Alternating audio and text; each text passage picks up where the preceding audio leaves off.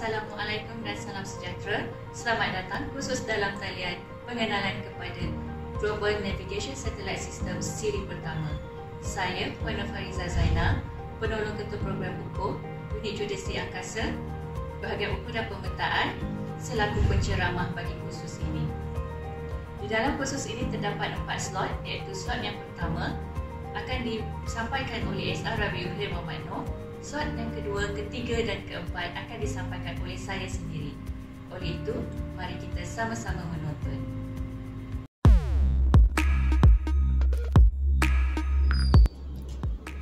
Global Navigation Satellite System atau dikenali sebagai GNSS dalam bahasa Malaysianya, Sistem Satelit Penentududukan Sejagat, GNS. Tapi biasanya kita dengar adalah istilah GPS, Global Positioning System. Tapi nak tahu apa beza antara GNSS dan GPS? Nanti bersama kami akan kongsi.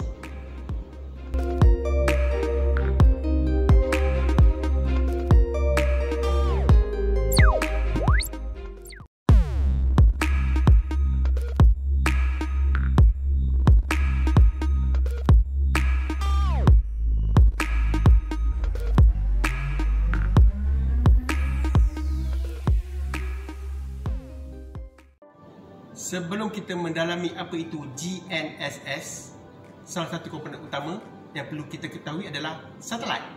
Apakah ia satelit? Satelit merupakan satu objek yang berputar mengelilingi sebuah objek yang lagi besar daripadanya dan ia kekal berada pada graviti objek tersebut. Sebagai contoh, bulan adalah kita boleh ibaratkan seperti satelit kepada bumi. Manakala bumi merupakan satelit ke matahari. Tapi satelit ini ada satelit semula jadi. Ya? Tapi dalam komponen GNSS, satelit yang kita akan nyatakan adalah satelit yang dicipta atau direka oleh manusia. Secara umumnya, apa yang dimaksudkan dengan satelit ialah sebuah objek, iaitu buatan manusia. Saya anggapkan ini sebagai satelit buatan manusia yang mengelilingi bumi. Dan untuk makluman, pada sumber rujukan, ada sebanyak hampir 5,000 satelit yang berada di ruang angkasa dan yang aktif hanyalah hampir 2,000 satelit sahaja. Dan satelit-satelit ini ada bermacam-macam fungsi dan antaranya adalah satelit untuk astronomi, satelit untuk komunikasi, satelit untuk ketenteraan, satelit untuk cuaca, dan dalam GNSS satelit yang digunakan adalah satelit navigasi. Satelit navigasi ataupun satelit untuk pandu arah digunakan untuk navigasi dan pembuatan peta. Isyarat masa radio membolehkan pengguna mengetahui kedudukan mereka dengan tepat melalui sistem GNSS. Baiklah, saya cerita pasal jarak satelit. Satelit dengan bumi. Lebih kurang jauhnya adalah paling minima adalah dalam 200 km dan paling maksimum boleh mencecah hingga 40,000 km. Dan ia mengikut peranan ataupun fungsi satelit itu sendiri. Baiklah, istilah GNSS itu adalah istilah bagi sistem penentududukan tapi kebiasaannya orang awam ataupun kita sendiri akan memanggil ia sebagai GPS. Dan apa beza antara GNSS dan GPS?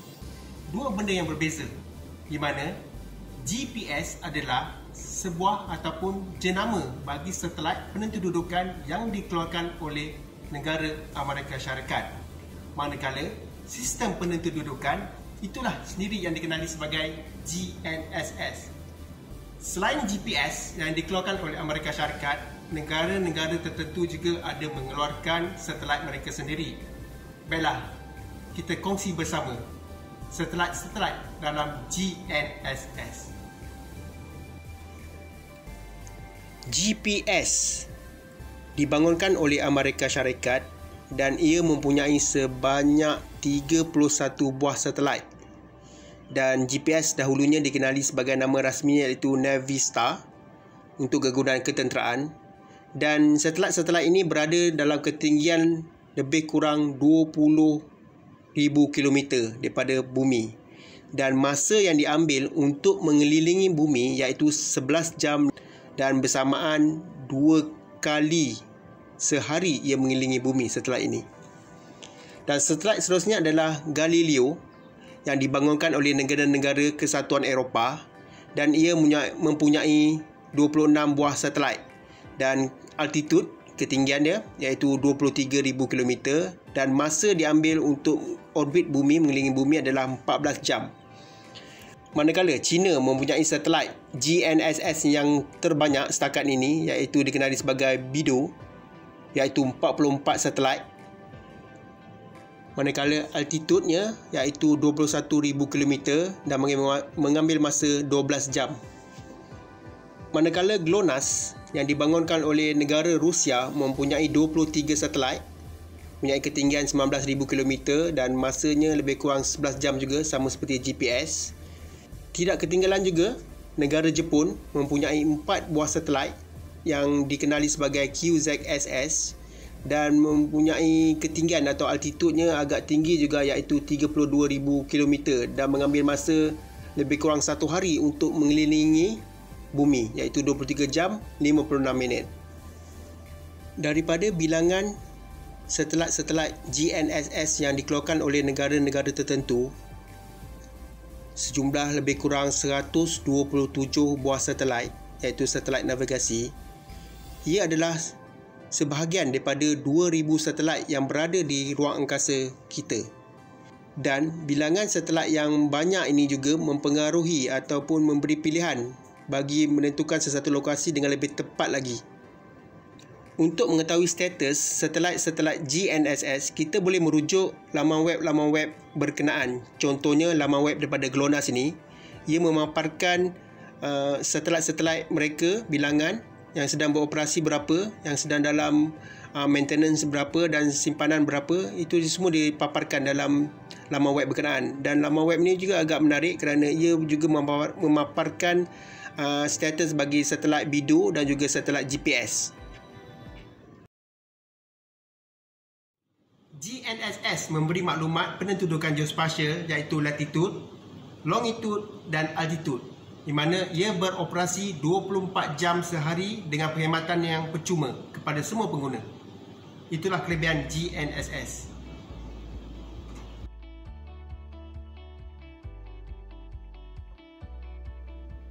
Penggunaan teknologi Global Navigation Satellite System GNSS di Malaysia bagi kerja-kerja ukur dan pemetaan bermula sejak tahun 1989. Sehingga kini, berbagai kaedah dan teknologi pengukuran GNSS telah digunakan sesuai dengan kehendak dan tujuan semasa pengukuran itu dijalankan. Dalam GNSS, terdapat 3 segmen untuk ia berfungsi. Yang pertama adalah segmen bagi angkasa, segmen pengguna dan segmen pusat kawalan. Saya akan terangkan satu persatu segmen-segmen berkenaan. Segmen angkasa terdiri daripada beberapa bilangan satelit dan satelit tersebut akan menghantar isyarat GNSS kepada pengguna. Pengguna pula terdiri daripada pengguna awam dan juga pengguna dalam bidang ketenteraan. Manakala pusat kawalan ia berfungsi dalam menerima maklumat orbit dan jam satelit dari stesen kawalan dan akan membuat pembetulan sekiranya perlu dan akan memancar kembali signal ataupun isyarat ke sistem satelit. Bagaimana pula GNSS berfungsi? Secara umumnya, sesuatu lokasi atau penentudukan dapat diketahui dengan cepat dan tepat dengan adanya sistem GNSS.